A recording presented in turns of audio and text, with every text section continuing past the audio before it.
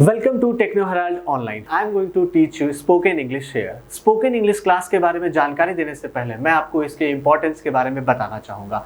आप जीवन में आगे बढ़ना चाहते हैं, आपने ग्रेजुएशन किया, आप इंजीनियरिंग करते हैं या फिर आप मैनेजमेंट कोर्स करते हैं या किसी भी कोर्स में आप आगे बढ़ते हैं।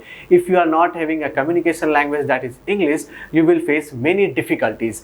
उस डिफिकल्टी को आप फेस नहीं करें, आप टेक्नो हेराल्ड ऑनलाइन प्लेटफॉर्म पर आएँ और एक ऐसे कोर्स से आप इसको आगे बढ़ें जिससे कि जल्द से जल्द आप सीखें, बोलें और अपने जीवन में आगे बढ़ें। If you want to crack an interview, if you want to grow in your career, this course is definitely going to help you guys. आइए हम अपना पहला लेक्चर स्टार्ट करते हैं, जिसमें कि हम देखेंगे स्पोकन इंग्लिश के इंट्रोडक्शन के बारे में और हमारा कुछ टॉपिक टेंस और सिंपल प्रेजेंट से रिलेटेड भी होगा।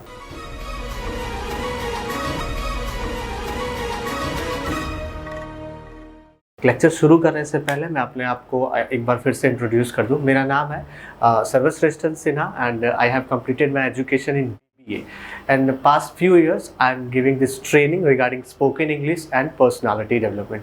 पिछले कुछ सालों से मैं स्पोकन इंग्लिश और पर्सनालिटी डेवलपमेंट दोनों के रिगार्डिंग ट्रेनिंग प्रोवाइड कराता हूँ। अभी हम इस क्लास में सीखेंगे क्या, स्पोकन इंग्लिश के बारे में।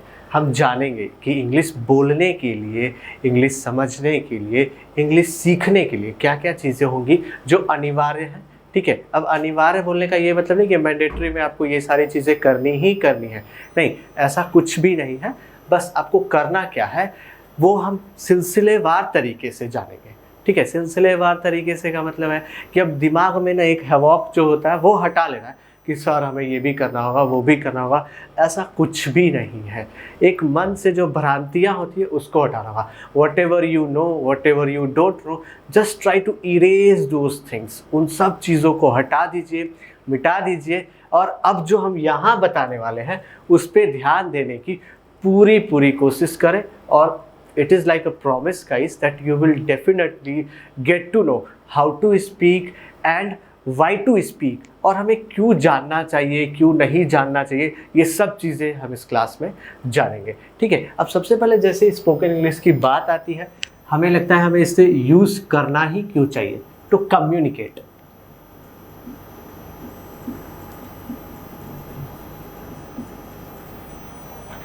बातचीत करने के लिए। आखिर हमें बोलने की ज़रूरत पड़ी ही क्यों? ऑब्वियस है, हम किसी को इशारे में भी बात कर सकते हैं, लेकिन इशारों में सारी बातें नहीं की जा सकती। हिंदी में भी हमें बोलना ही पड़ता है। और a person who is able to speak, generally he wants to communicate or she wants to communicate or whatever it is, that will be going to communicate in a spoken, in a speaking। बात करते हैं हम, है ना, किसी भी बात को इशारों में हम ज़्यादातर नहीं करते हैं। ठीक है, तो कम्युनिकेट करने के लिए आपको इंग्लिश लैंग्वेज की ज़रूरत पड़ी। अब कम्युनिकेशन के अलावा हम क्या कर सकते हैं इसके साथ? फर्स्ट तो उसके बाद हम क्या कर लेते हैं, हम पढ़ लेते हैं, है ना। पढ़ते हैं मतलब we try to understand।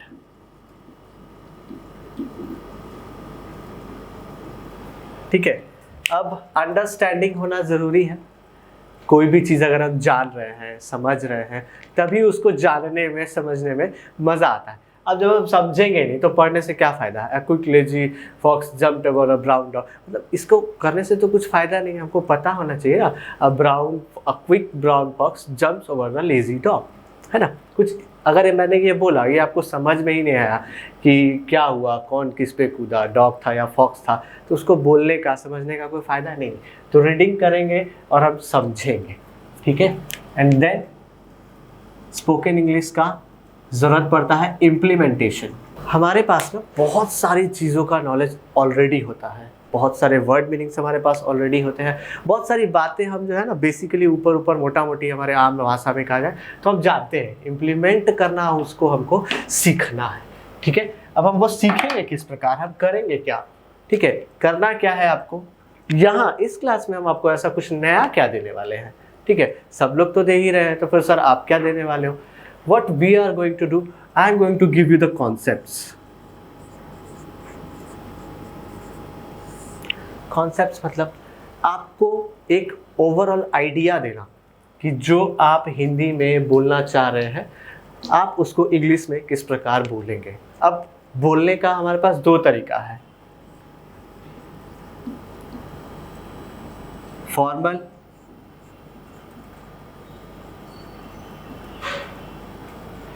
Informal.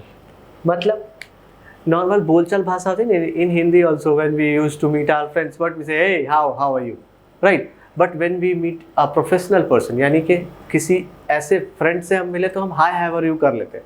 लेकिन अगर हम किसी प्रोफेशनल व्यक्ति से मिलते हैं तो हम क्या करते हैं, एक सैल्यूटेशन देते हैं। सैल्यूटेशन मतलब एक स्टार्ट देते हैं, ग्रीटिंग्स वर्ड होता है, good morning, good afternoon, good evening, जिस समय मिले उसके हिसाब से, ठीक है। एक फॉर्मल ग्रीटिंग्स दिया, फिर पोलाइटली हमने उससे पूछा so how are you doing today, क्या कर रहे हैं आप, कैसे कर रहे हैं, उसके हिसाब से। लेकिन इनफॉर्मल में हम वैसा कुछ नहीं करते, हम दोस्तों से मिल लेते हैं, गले मिल लेते हैं, बात कर लेते हैं, we use to have high fives and all. तो दोज थिंग्स आर इनफॉर्मल। हम बोलते तो अभी भी हैं, लेकिन हम किस भाषा में बोलते हैं, इनफॉर्मल में। लेकिन हमें बोलना किस भाषा में है, फॉर्मल में। फॉर्मल से आपका क्या मतलब है सर? फॉर्मल से मतलब है मेरा आपके एक्सेंट से, ठीक है। फॉर्मल से मतलब है मेरा आपके सेंटेंसेस से, जो आप यूज करने वाले हैं, जो आप इस्तेमाल करने वाले हैं। मतलब फॉर्मल में आपका एक एक्सेंट होगा और एक सेंटेंसेस होगा। एक्सेंट क्या, एक्सेंट किसको कहते हैं, जिसको हम लोग कहते हैं ना MTI, mother tongue influence. Basically क्या होता है भाई, कि हम जहाँ से बिलोंग करते हैं, whenever we speak in English that tone is going to come in that. जब भी हम इंग्लिश बोलेंगे तो वो टोन हमारे पास आ जाएगा। Suppose if a Bengali person is trying to speak in English, how is going to speak, that accent will be there, a how are you, right. How Bengali दादा कैसे बोलते हैं, उड़ी दादा केमन आसे, कुछ इस तरह से करते हैं। तो उनका एक्सेंट, जब वो इंग्लिश बोलते हैं ना, उस समय भी वो एक्सेंट आ ही जाता है। ऐसा नहीं होता कि वो नहीं आता है, एक्सेंट आना ही आना है, ठीक है। उसके बाद क्या है, तो वाक्य बनाना। अब किसी से हम ऐसे मिले, और भाई क्या चल रहा है, या फिर और आप कैसे हैं, राइट। तो और भाई क्या चल रहा है, दैट इज इनफॉर्मल, और आप कैसे हैं, that is a formal sentence, ठीक है। Formal sentence. अभी कॉन्सेप्ट तो मैं आपको बताने वाला हूँ कि हाँ, स्पोकन इंग्लिश के लिए कॉन्सेप्ट वो क्या है, बहुत ज़रूरी है। अब उस कॉन्सेप्ट के साथ आपको क्या चाहिए, उस कॉन्सेप्ट के साथ चाहिए आपको सेंटेंस फॉर्मेशन। क्या चाहिए रहेगा आपको, सेंटेंस फॉर्मेशन। सिंपल लैंग्वेज है, ठीक है। कोई भी बात जो मैं अभी आप तक पहुंचाने की कोशिश कर रहा हूं, वो आप शायद इसलिए सुन पा रहे हैं और मुझे समझ पा रहे हैं क्योंकि मैंने उसको एक सही सीक्वेंस में लिखा है, राइट। फॉर्मेशन जो है वाक्य का, वो बिल्कुल सही है। अब फॉर्मेशन हमारे पास में सेंटेंस का दो तरीके का है। पहला subject plus auxiliary verb plus object, और दूसरा subject plus auxiliary verb plus main verb plus object, ठीक है। मैं इसको क्लासीफाई कर देता हूँ, मतलब दो चीज़ों में बांट देता हूँ। हालांकि ये ऑक्सिलरी वर्ब भी, अगर सिर्फ ऑक्सिलरी वर्ब के साथ कोई वाक्य हम लिखते हैं तो वो वाक्य ना, ये ऑक्सिलरी वर्ब मेन वर्ब के रूप में वहाँ पे काम कराता है। उस पर हम आगे डिटेलिंग हम बाद में करेंगे। अभी एक ओवरऑल कॉन्सेप्ट मैं आपको बताना चाहता हूँ कि वाक्य बनाने के लिए, सेंटेंस फॉर्मेशन करने के लिए हमें ज़रूरत किन किन चीज़ों की पड़ती है। तो दो ही तरह के वाक्य हम बनाते हैं, subject plus auxiliary verb plus object, या फिर subject plus auxiliary verb plus main verb plus object. Auxiliary verb जो है उसको आप हेल्पिंग वर्ब के रूप में भी जानते हैं, ठीक है। हेल्पिंग वर्ब सहायक क्रिया, ठीक है। मेन वर्ब मुख्य क्रिया, वाक्य में एक ऑब्जेक्ट जिसपे सब्जेक्ट का फल पड़ रहा हो, और सब्जेक्ट जो ये मेन वर्ब करने वाला है, डूअर है ना, वाक्य में कार्य को करने वाला डूअर है वो, ठीक है। अब कॉन्सेप्ट के बाद क्या आता है, सेंटेंस फॉर्मेशन। सेंटेंस फॉर्मेशन जब आप जानेंगे, इसके लिए आपको क्या रिक्वायर्ड होगा, शॉर्ट डिटेल्स इन ग्रामर, ठीक है। Short details in grammar. अब ग्रामर का नाम सुनते ही दिमाग में ना एक गलत कॉन्सेप्ट नहीं डालना है कि हमें फिर से वही चीज़ें पढ़नी पड़ेंगी, नहीं, वो सारी चीज़ें आप पढ़ चुके हैं। Now here what we are going to do, यहाँ पे हम क्या करने वाले हैं, यहाँ पे मैं आपको ये बताऊंगा कि इन चीज़ों में से वो क्या थोड़ी बहुत चीज़ें हैं जिसको आप लागू करेंगे, जिसको आप यूज़ करेंगे, जिसको आप समझेंगे कि आपको करना कैसे है, ठीक है। पता तो हमें सबको है कि टेंस क्या होता है, पार्ट्स ऑफ स्पीच क्या होता है, आर्टिकल क्या होता है, नरेशन क्या होता है, डायरेक्ट इनडायरेक्ट क्या होता है, क्वेश्चन टैग क्या होता है, दैट एवरीवन नोज। लेकिन हम उसको इस्तेमाल कैसे करते हैं, तो अभी तक तो हम सिर्फ उसको पढ़ रहे थे कि पार्ट्स ऑफ स्पीच पढ़ लिया, 8 होते हैं, टेंस पढ़ लिया, 12 हैं, मतलब 3 है प्रेजेंट पास्ट एंड फ्यूचर, और उसके 4 क्लासीफाई कर लेते हैं, 12 हो जाते हैं। लेकिन नहीं, आखिर उनका हम बोलते समय इस्तेमाल किस प्रकार करने वाले हैं, क्या करेंगे ताकि हम उसको यूज़ कर सकें अपने स्पोकन इंग्लिश में बोलने के लिए। ठीक है। तो बोलने का लहजा सीखने के लिए हमें ये शॉर्ट डिटेल्स ऑफ ग्रामर में जाना ही होगा। अब वाक्य बनाने के लिए सबसे ज्यादा जरूरी क्या है guys? A short detail of tense, ठीक है। अब काल का नाम जैसे ही सुनते हैं हमारे दिमाग में पहले से ही आ जाता है present, past and future.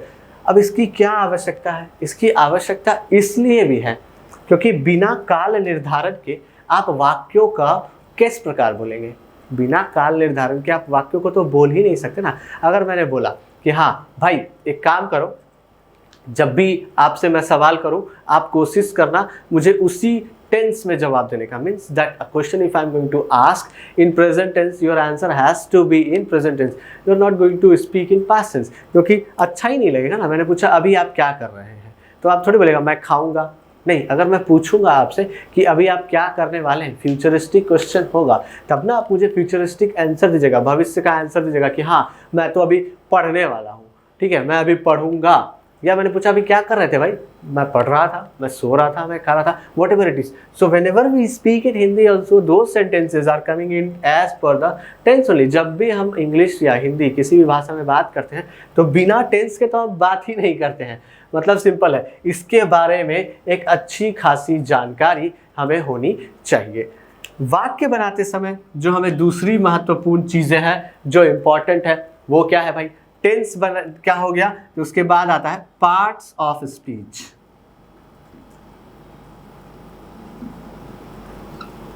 Sir तो फिर से पार्ट्स ऑफ स्पीच मतलब उसका डेफिनेशन, उसके पार्ट्स, उसका ये काइंड्स होता है, उसका वो एग्जांपल होता है। नहीं, I am not going to take you in those things, क्योंकि यहाँ पे हम ग्रामर क्लास के लिए नहीं है, यहाँ हम किस क्लास के लिए हैं? Spoken English class, right. और स्पोकन इंग्लिश क्लास क्या चाहिए आपको?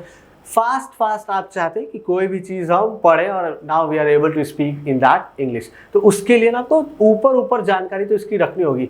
क्यों? क्योंकि वाक्य बनाते समय आप उसमें नाउन भी यूज़ कर रहे हैं, आप प्रोनाउन भी यूज़ कर रहे हैं, आप एडजेक्टिव भी यूज़ कर रहे हैं, आप एडवर्ब भी यूज़ कर रहे हैं, वर्ब भी यूज़ कर रहे हैं, कंजक्शन भी ला रहे हैं। मतलब पार्ट्स ऑफ स्पीच का अच्छा जानकारी रहना आपके लिए ज़रूरी है। और भी कुछ सारी चीज़ें जैसे आपको आर्टिकल पता होना चाहिए, क्योंकि सेंटेंस बनाते समय आप आर्टिकल का यूज़ करने वाले हैं। A and the, what is a, what is and, what is the, ये आपको थोड़ा जानकारी रहना चाहिए। लेकिन हम लौट के आते हैं यहाँ पे क्या गाइस, जो हमारे पास क्या है? टेंस। ये हम ऑलरेडी बहुत बारी पढ़ चुके हैं। After that also I will try to give you something that you can understand very easily। जो शुरू से हमने पढ़ा ना, जो हमने किया उस पर मैं कहीं नहीं जाने वाला। मैं आपको सिर्फ ये बताने वाला हूँ कि आप क्या करो और एक ही बार में कैसे सेंटेंस पे जंप कर जाओ। You will able to create a sentence, you will able to make difference between sentence, you will able to understand okay ये सारी बातें करनी है मुझे इस टेंस में। अगर बोलना है तो मैं प्रेजेंट टेंस में, पास्ट टेंस में, फ्यूचर टेंस में, प्रेजेंट टेंस के 4 है उसमें मैं बोल सकता हूँ। So we will try to get you through tense. अब जैसे ही टेंस में आ रहा हूँ, डोंट पैनिक गाइस, कोई परेशान होने की बात नहीं है, ठीक है। इस लेक्चर में आप बिल्कुल अच्छे से समझ जाएंगे कि ये जो टेंस है बहुत इजी था। आज तक हमने इसको बहुत हैवॉक कॉन्सेप्ट बना के रखा, बहुत भयावह, कि भाई बिना टेंस के तो नहीं होगा, मुझे ट्रांसलेशन तो आता है। Those things, remove those things, whatever you are going to learn here, try to implement those things and definitely you will able to speak in English। ठीक है, अभी मैं आपको इसके बारे में बता देता हूँ।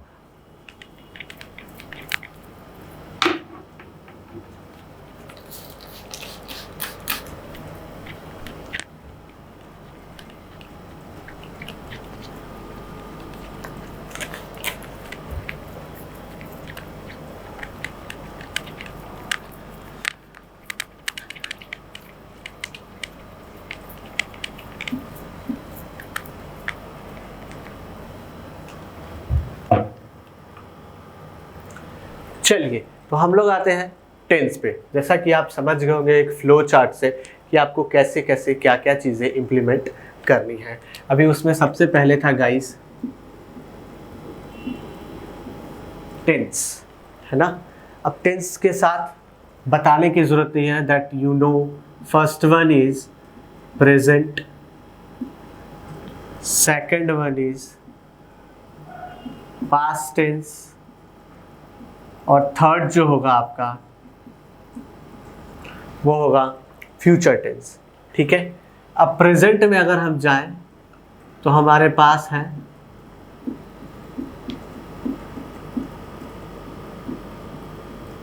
सिंपल प्रेजेंट,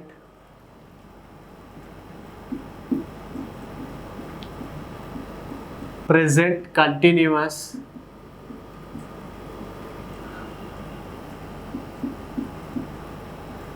प्रेजेंट परफेक्ट, और फिर है प्रेजेंट परफेक्ट कंटिन्यूअस। ठीक है, बिल्कुल हम इससे फेमिलियर हैं, we know this things very easily, और यही अगर हम फॉलो कर दें तो पास्ट में हो जाएगा simple past, past continuous, past perfect, और फिर पास्ट परफेक्ट कंटिन्यूअस। लेकिन इन सब चीज़ों में पता है सबसे मुख्य बात क्या है जो हमें ध्यान देनी चाहिए?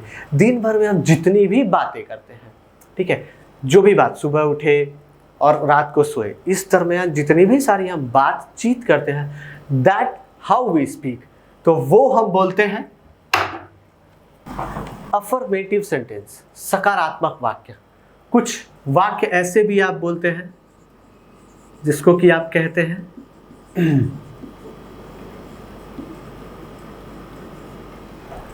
Negative sentence. कुछ वाक्य ऐसे भी हैं जिसको आप कहते हैं interrogative sentence. Affirmative, negative, interrogative, generally हम ऐसे बात करते हैं, और बोलचाल की भाषा में आप निगेटिव, इंट्रोगेटिव सेंटेंस का भी प्रयोग करते हैं। तो अफर्मेटिव हो गया, निगेटिव हो गया, इंट्रोगेटिव सेंटेंस हो गया, और उसके बाद क्या आता है? Negative interrogative sentence. अगर मैं कह रहा हूँ अभी कि मैं अभी इंग्लिश पढ़ा रहा हूँ, अफर्मेटिव है, पॉजिटिव सेंटेंस है, इसमें तो कोई भी नकारात्मक वाक्य नहीं है, ना मैं आपसे प्रश्न पूछ रहा हूँ, ना ही नकारात्मक प्रश्न है, नहीं, ऐसा कुछ भी नहीं है। तो ये सेंटेंस कैसा हो गया? पॉजिटिव सेंटेंस, यानी कि अफर्मेटिव सेंटेंस। अभी मैंने बोला मैं अंग्रेजी नहीं पढ़ा रहा हूँ, जैसे ही नहीं लग गया, अब इसको बताने की जरूरत नहीं है, ये क्या है? नेगेटिव सेंटेंस है। उसके बाद आते हैं इंट्रोगेटिव सेंटेंस। इंट्रोगेटिव सेंटेंस मतलब, इंट्रोगेटिव सेंटेंस प्रश्न पूछना, क्या मैं अंग्रेजी पढ़ा रहा हूँ? I am asking question. अब ये क्वेश्चन जो है हमारे पास दो टाइप के हैं,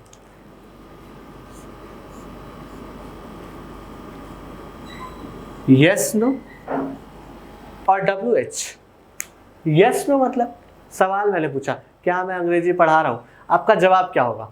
हाँ बिल्कुल, पढ़ाई तो रहे हैं, आप तो अभी अंग्रेजी ही पढ़ा रहे हैं। That question which I am going to ask, और उसका जवाब आप यस नो में दे रहे हैं, तो वो क्या होगा?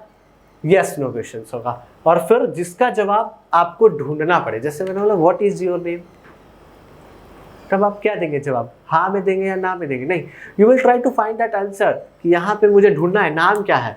Then you can say that my name is Sarvashreshthan Sinha, मेरा नाम क्या है? सर्वश्रेष्ठन सिन्हा है। ठीक है, तो इस तरह से, तो ये कैसा, जब आपको सवाल के जवाब ढूंढने पड़े, कब, क्या, क्यों, कहाँ, कैसे, किसके साथ, कब हुआ, अब आपको इसके आंसर ढूंढने पड़ेंगे। You are not able to answer these things in yes और नो, आप उसको हाँ या ना में जवाब नहीं दे सकते हैं।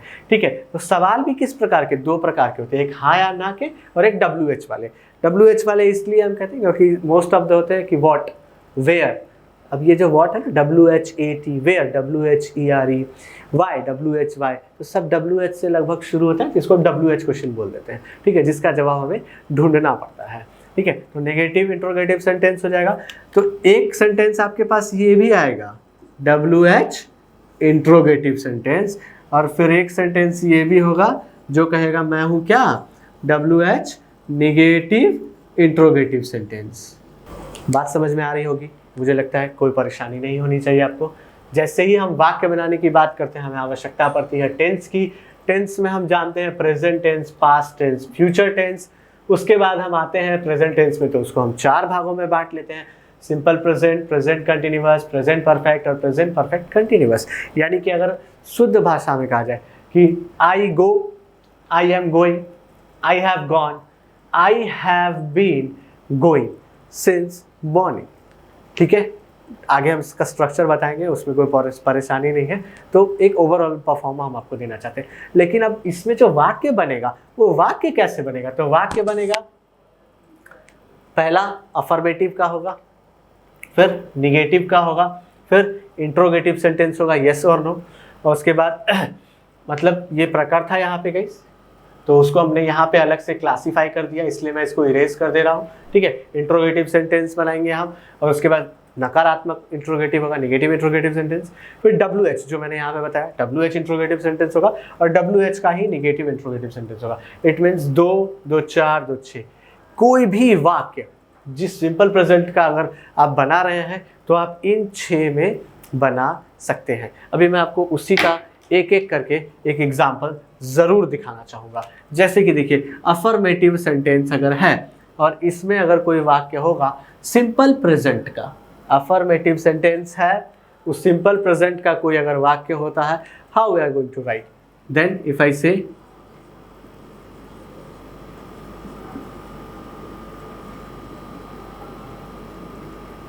ये सेंटेंस बिलोंग करता है अफर्मेटिव में, because it is a positive statement.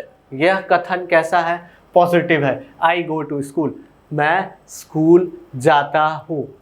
और whatever is regular habit that we use in simple present, जो हमारा रोज का आदत होता है ना, उसको हम सिंपल प्रेजेंट में यूज करते हैं, ठीक है। I go to school, affirmative sentence. If we want to write a negative sentence, then only this sentence we are going to change. देखिए, अगर नेगेटिव लिखना है, इसी सेंटेंस को अगर हम चेंज करते हैं तो वो क्या होगा? I do not go to school. Simple है, मैं स्कूल जाता हूँ, मैं स्कूल नहीं जाता हूँ। I have written a negative sentence. But if I want to write a interrogative sentence जिसका जवाब हमको हाँ या ना में देना है, yes no interrogative, then how we are going to write? To write that we have to bring this first, do I go to school, क्या मैं स्कूल जाता हूँ? It's a interrogative sentence, then we are going to put a question mark. प्रश्नवाचक वाक्य है, प्रश्न पूछ रहे हैं, ठीक है, तो क्वेश्चन मार्क के बिना तो वो अधूरा है। बिना क्वेश्चन मार्क के कोई भी इंट्रोगेटिव सेंटेंस अगर हम लिखते हैं तो वो गलत हो जाता है, क्योंकि उसका फिर मतलब ही नहीं रहता। These marks are also important. कहाँ पे हम फुल स्टॉप दे रहे हैं, कहाँ पे एक्सक्लेमेशन मार्क दे रहे हैं, कहाँ पे क्वेश्चन मार्क दे रहे हैं, कहाँ कॉमा दे रहे हैं। So we have to put those things very carefully. बिना इसके इंट्रोगेटिव सेंटेंस गलत हो जाएगा। अब हम अगर आगे बढ़े और निगेटिव इंट्रोगेटिव में आ जाएं तो do I not go to school, ठीक है, क्या मैं स्कूल नहीं जाता हूं? WH सबसे आगे, when do I go to school? Guys अभी बताया था मैंने WH, जिसका जवाब आपको ढूंढना पड़े। देखिए WH मैंने लगा दिया यहाँ पे। when का मतलब होता है कब। when do I go to school, मैं स्कूल कब जाता हूँ। अब मैं स्कूल कब जाता हूँ तो आपको इसका आंसर करना पड़ेगा कि हाँ मैं 9 बजे जाता हूँ, 8 बजे जाता हूँ, ठीक है। और उसके बाद इसी का निगेटिव इंट्रोगेटिव में अगर हम आए, Why do I not go to school, ठीक है। मैं स्कूल क्यों नहीं जाता हूँ? सर क्या हम लोग इस तरह से बात करते हैं? हाँ बिल्कुल बात करते हैं। Whenever you are going to have a conversation in home and you are going to have a conversation with your mom, then you ask so many things which you go in this WH plus negative interrogative sentence, right? How you speak, आप किस प्रकार जब घर में बात करते हैं अपनी मम्मी से या किसी भी फैमिलियर टॉक में अगर आप बात कर रहे हैं तो आप बात करते हैं ये काम वह क्यों नहीं कर रहा है ना, आज आप ये क्यों नहीं बना रहे हैं, वह कब आएगा। तो whatever you speak in your regular life, those things are as per this only, वो इसी के आधार पर होते हैं। इसीलिए हमें वाक्य बनाने का यह तरीका आना चाहिए, ठीक है। अफर्मेटिव में हम आते हैं, then what we have to do, I go to school, simple है, मैं स्कूल जाता हूँ। Negative sentence, I do not go to school. Interrogative sentence, do I go to school. Negative interrogative sentence, do I not go to school. WH interrogative sentence, when do I go to school. और WH negative interrogative sentence, when do I not go to school. Sir यहाँ पे तो rules की जानकारी होना ज़रूरी है ना। बिना रूल्स की जानकारी के क्या हम इन वाक्यों को लिख सकते हैं? एनीवन कैन टेल, क्या बिना रूल के हम इस जानकारी को लिख सकते हैं? I don't think so, I don't think so. So whatever you have in your mind that without grammar I can move, no. These type of small knowledges you have to be with you, right? ये जो छोटी छोटी प्रकार की जानकारी है ये आपके पास होनी ही चाहिए, right? अगर ये नहीं होगा मतलब सिंपल है भाई, मेरे पास 10-12 रंग के मोतियाँ हैं, लॉकेट हैं, but I don't know how to pull those things in a thread. हमको पता नहीं है कि उनको एक मोती, एक इन सारे धागों को एक धागे में किस तरह से हम लपेट के अच्छे से रखें, उनको बुन दें कि वो देखने में सुंदर लगे। सुंदर लगने के लिए हमको उसका रूल्स पता होना चाहिए कि कौन सा डार्क कलर है, कौन सा ग्रे शेड है, कौन सा लाइट कलर है, लॉकेट कहाँ पे आना चाहिए, उसका थ्रेडिंग कैसे होना चाहिए। It means those rules you need to know. तो बिना रूल्स के यू कांट गो फर्दर। तो हम आपको रूल्स में पकाने वाले नहीं, I am just going to give you few examples that make sense and that is going to give you a clear picture. ठीक है, तो उस क्लियर पिक्चर के लिए आपको क्या करना है? उस क्लियर पिक्चर में आप ये देखेंगे कि हाँ, अभी तक तो हम जानते थे कि हम ट्रांसलेशन कैसे करते हैं, अब हम जान गए कि हम उससे बोल कैसे सकते हैं, क्योंकि अभी तक तो हम सिर्फ ट्रांसलेट कर रहे थे। मैं जाता हूँ, खाता हूँ, हंसता हूँ, रोता हूँ, वह पढ़ रहा है, वह सो रहा है, अभी तक तो हम ऐसे ट्रांसलेट करते हैं। अब जो रोज़मर्रा की चीज़ है कि मैं सुबह 5 बजे उठता हूँ, मैं तैयार हो जाता हूँ, मैं 9 बजे ब्रेकफास्ट कर लेता हूँ, सुबह 10:30 बजे तक मैं स्कूल चला जाता हूँ, 3 बजे मेरा स्कूल ख़त्म हो जाता है। Like this is like your daily routine, this is like your daily routine. अब whenever you want to speak in English, what you are going to speak? आप जब भी इंग्लिश बोलना चाहते हैं तो क्या बोलना चाहते हैं? You want to speak any rocket science or something? कुछ ऐसा कुछ लगाना है आपको। You want to speak your regular talks, जो रोज़ हम बात करते हैं किसी से, हम वही बोलना चाहते हैं। If you are going to meet a person after a very long time, how you are going to say, hey, what a coincidence? अरे तुम अचानक से यहाँ कैसे? That person is also going to reply you, hey, actually I came to do shopping. What you are going to do here? तुम यहाँ क्या कर रहे हो? तो जीवन में हमारे ऐसे बहुत सारे सिनेरियोज होते हैं, ठीक है, और उन सिनेरियो को ही हम बोलना चाहते हैं कि उस टाइम पे हम ना प्रिपेयर नहीं करें और वो सेंटेंसेस ऑटोमेटिक हमारे साथ निकले। तो उस ऑटोमेटिक निकलने के लिए, ऑटोमेटिक बिल्डअप होने के लिए हमें इसकी ज़रूरत पड़ती है। ठीक है, so now I am going to give you a clear picture of simple present in brief. अब मैं सिंपल प्रेजेंट का एक ब्रीफ क्लियर पिक्चर आपको अभी देने वाला हूँ विथ स्ट्रक्चर। ठीक है,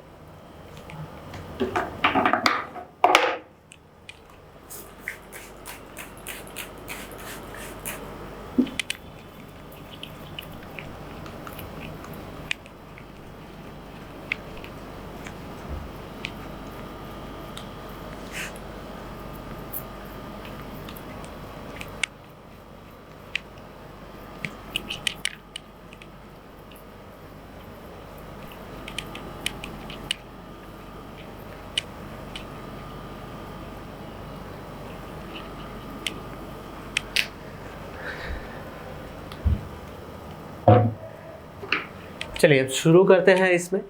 सिंपल प्रेजेंट जो अभी हमने देखा, मैंने तो डायरेक्टली विदाउट रूल आपको सेंटेंसेस बनाना बता दिए, बट अगर हमें रूल्स पे थोड़ा थोड़ा ध्यान देते रहें, इसको आपको याद नहीं करना है, आपको इम्प्लीमेंट करना है, आपको डेली बेसिस पे जो आप बोलना चाहते हैं, because simple present gives you a brief picture that whatever you do in your daily life that you are going to speak, right? उसका स्ट्रक्चर हमें पता हो तो अगर प्रेजेंट डे में हम क्या कर रहे हैं, that you are going to speak in that very easily. It means अगर मैंने आपको सिंपल प्रेजेंट बता दिया, then you will able to tell your daily routine very easily. आप अपना रोज़मर्रा की जो काम कर रहे हैं, जो आज आप करते हैं, मैं उठता हूँ, खाता हूँ, सोता हूँ, बैठता हूँ, those things are very easy and that you can speak in simple present tense.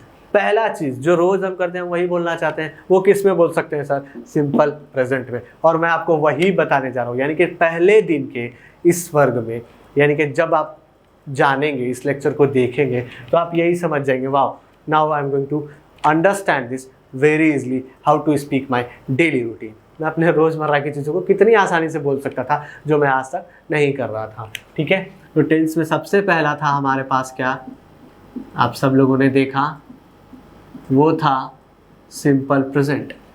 Now, first what we do whenever we try to speak in English, we try to frame those sentences first in our mind. हम जब भी कुछ बोलना चाहते हैं हम पहले उन वाक्यों को ना अपने दिमाग में एक फ्रेम करते हैं, कॉन्सेप्ट बनाते हैं कि मैं ये बोलूँगा, मैं ये बोलूँगा, मैं ये बोलूँगा, like this you try to frame this things. जब आप ऐसा करते हैं तो फिर आप उसको उस टेंस के अकॉर्डिंग करना चाहिए पहले कॉन्सेप्ट बनाते समय। तो सिंपल प्रेजेंट में कोई भी सेंटेंस अगर आप बना रहे हैं, when you are framing those sentences in your mind, you will see that those sentences are like जो उसमें वर्ब होगा हिंदी में, उसके लास्ट में यू विल राइट ता है, ती है एंड ते है। ठीक है, ता है, ती है, ते। अगर हम आज की बात ही बताते हैं कि सुबह 5 बजे मैं उठता हूँ, द वर्ब इज उठना and in that you are putting this things, ता हूँ, राइट, ता है, ती है, ता है। ठीक है, तो अब दिमाग में कॉन्सेप्ट जैसे ही आएगा प्रेजेंट डे की सारी बातों को बताने के लिए you can easily use in simple present, आराम से आप इसमें यूज कर सकते हैं। अभी हम आए थे गाइस कि affirmative, negative, interrogative, negative interrogative, WH interrogative और WH निगेटिव इंट्रोगेटिव। तो हम सिलसिलेवार तरीके से आइए पहले उसको देख लेते हैं कि ये क्या था। अगर आप सिंपल प्रेजेंट में कोई भी वाक्य अफर्मेटिव यानी कि सकारात्मक, है ना, आप कोई भी एक स्टेटमेंट मुझे देने वाले हैं जो कि अफर्मेटिव में होगा, जो कि सिंपल प्रेजेंट में होने वाला है, पॉजिटिव होगा वो स्टेटमेंट, तो आपको उसके लिए रूल्स में अगर जाना चाहते हैं तो बहुत आसान है। रूल्स क्या कहता है कि मैं हूँ सब्जेक्ट, राइट। जब भी आप वाक्य बोलेंगे तो एक तो कोई कर्ता होगा, राइट, मीन्स उस सेंटेंस में जो वर्ब होने वाला है उस वर्ब को बोलने वाला, राइट, उस वर्ब को करने वाला। राम आम खाता है ना, who is eating that mango, Ram is eating obviously, ठीक है, तो वो राम क्या है आपका यहाँ सब्जेक्ट है। So whenever you will speak that subject will be there with you, ठीक है, वो सब्जेक्ट ऑलरेडी आपके पास होगा। ठीक है, अभी हम सब्जेक्ट पे आएंगे, जनरली हम क्या यूज़ करते हैं सब्जेक्ट के लिए, क्या नहीं यूज़ करते हैं। ठीक है, तो सिंपल प्रेजेंट के अफर्मेटिव में सबसे पहले आप सेंटेंस अगर बना रहे हैं अफर्मेटिव का, हिंदी में सोच लिया है आपने, तो उसका सबसे पहले क्या लिखेंगे, सब्जेक्ट, उसके बाद वर्ब 1 या वर्ब 5 प्लस ऑब्जेक्ट।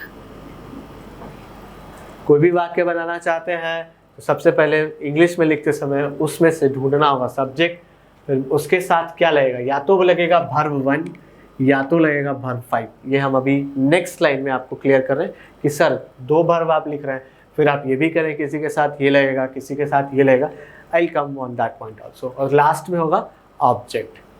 अभी हम आते हैं कि सब्जेक्ट हम जो यूज़ करते हैं, तो कॉमन सब्जेक्ट हमारे पास क्या क्या है। पहला तो है इसमें नाउन, दूसरा है प्रोनाउन। नाउन मतलब noun is the name of person, place, animal और थिंग, या फिर noun is the naming word, whatever you can name it, that is noun. ठीक है, सब्जेक्ट हो सकता है वो, और या फिर नाउन के बदले जिसको हम यूज़ करते हैं दैट इज प्रोनाउन, तो उसमें भी कोई प्रॉब्लम नहीं है। ठीक है, अब प्रोनाउन में हम एक्चुअली में ज़्यादा किसका यूज़ करते हैं, then we use I, we, you, they. I, we, you, they, मैं, हम लोग, तुम, वे लोग। मैं, हम लोग, तुम, वे लोग। इसके अलावा और क्या है आपके पास,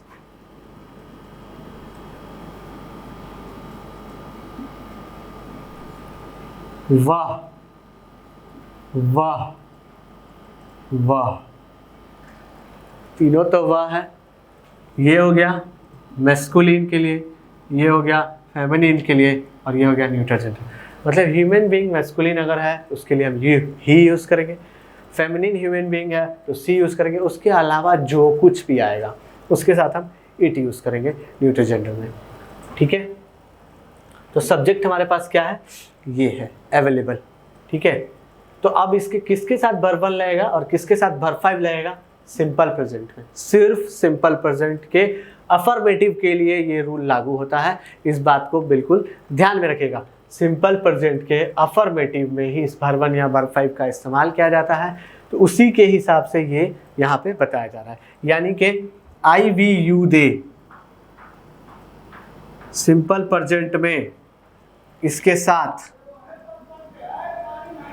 ठीक है, हम वर्ब का पहला इस्तेमाल करेंगे। यानी कि अगर यहाँ पे आई वी यू दे है तो उसके साथ वर्ब 1 लगेगा, और यहाँ पे सब्जेक्ट के हिसाब से ही सी इट में से कोई भी है तो इसके साथ वर्ब 5 लगेगा।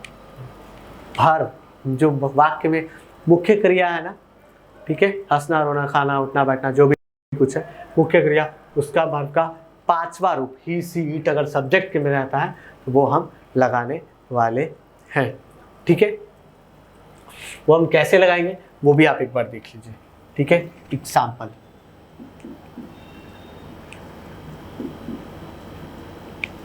if I'm going to write a sentence in these things, then what will my subject will be there?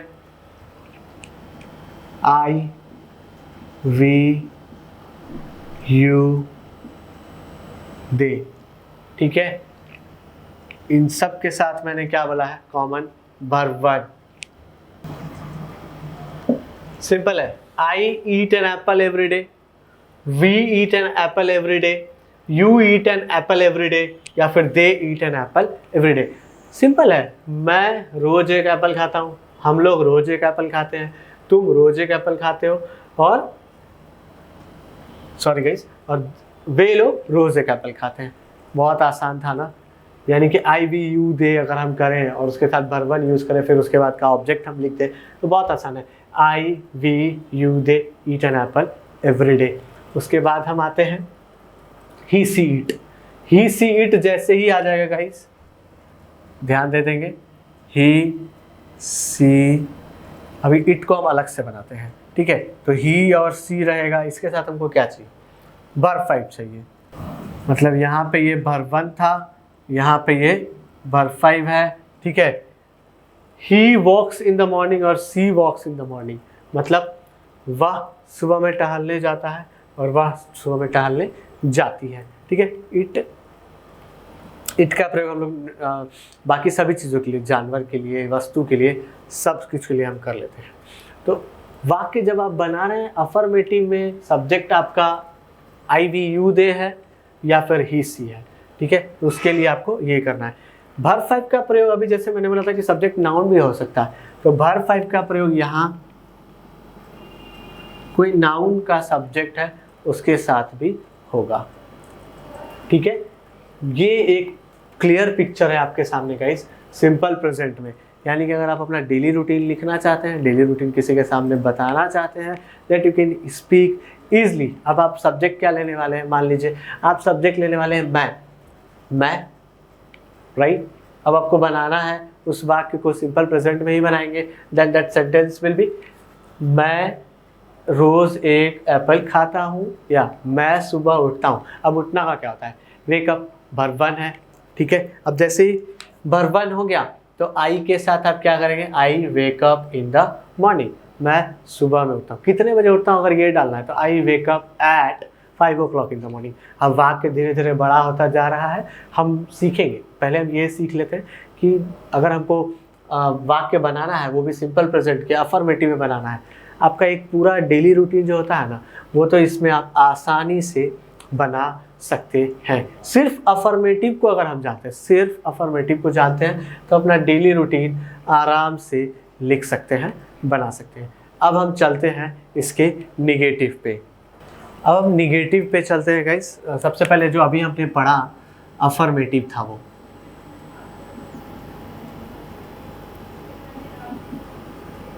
और सिंपल प्रेजेंट का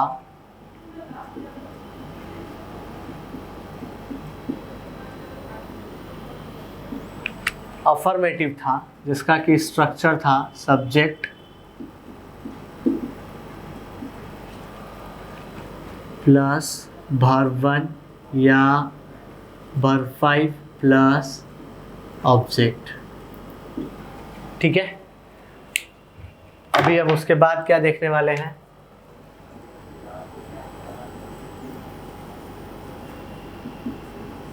निगेटिव, नकारात्मक वाक्य। ठीक है, तो पॉजिटिव सेंटेंस बनाने के लिए आपके पास बिल्कुल आसान सा था, सब्जेक्ट प्लस वर्ब 1 या वर्ब 5 प्लस ऑब्जेक्ट बना दिया। अब जैसे ही वही सारे वाक्यों को या किसी भी वाक्यों को आप नकारात्मक में बोलना चाहते हैं वर्तमान काल के सिंपल प्रेजेंट में, then how you are going to speak, you will speak